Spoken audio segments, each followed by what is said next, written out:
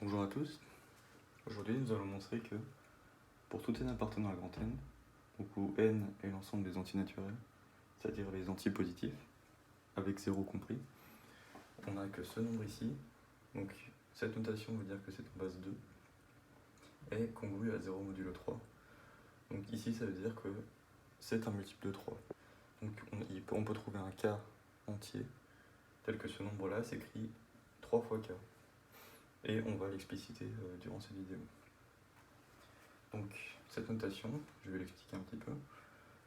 Ici, ça veut dire qu'on est en base 2, donc ce n'est pas en base 10.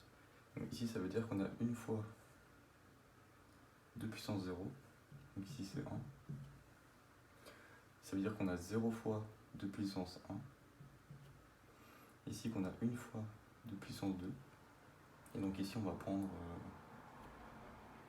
n termes, donc c'est là d'où sort le n. Donc ici, on a 2 puissance n plus 1, 0 fois, et ensuite une fois 2 puissance n plus 3. Donc on va expliciter ce nombre-là avec des sommes, ce sera plus simple à calculer. Donc d'abord on a le premier terme ici qui est égal à 1. On va poser ça égal à x tout d'abord. Donc x égale à 1 plus, donc c'est la somme de k, donc on part de 2 puissance 2 jusqu'à 2 puissance n plus 1. Donc c'est de k égale 2 à n plus 1, des 2 puissance n, non 2 puissance k, car la variable ici c'est k. Et ensuite on n'oublie pas le dernier terme ici, qui est 2 puissance n plus 3. Ici, on voit que c'est une suite géométrique de raison 2. Donc la raison, c'est 2.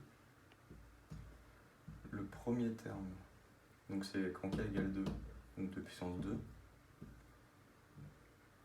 ou 4, comme on préfère.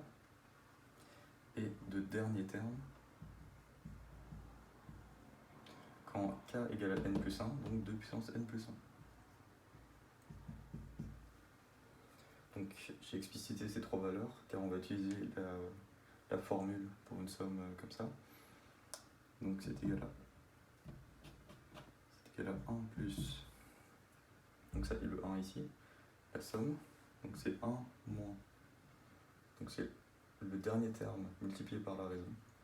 Donc ici c'est 2 puissance n plus 1 fois 2, donc on a 2 puissance n plus 2, sur 1 moins la raison, donc ici c'est 2, et le tout on le multiplie par le premier terme, qui est ici 4.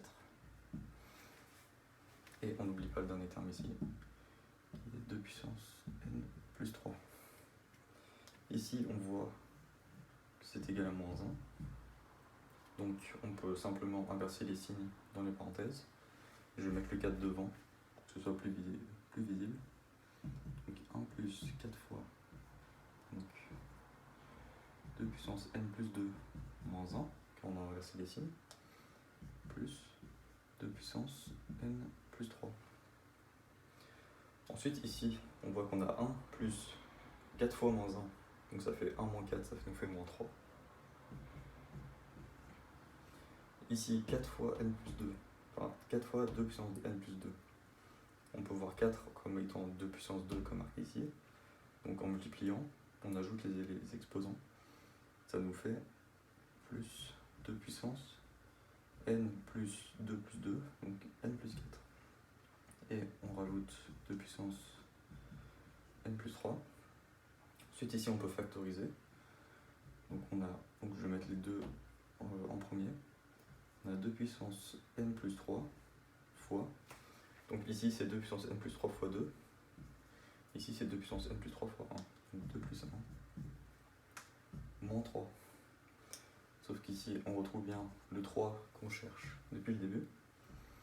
Et donc au final, en factorisant par 3, on a 3 fois 2 puissance n plus 3 moins 1. Donc ici, on a bien que ce chiffre-là va être un multiple de 3, et donc congru à 0 modulo 3.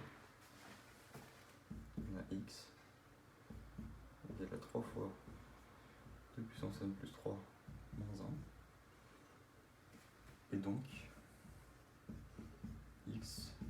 à 0 modulo 3.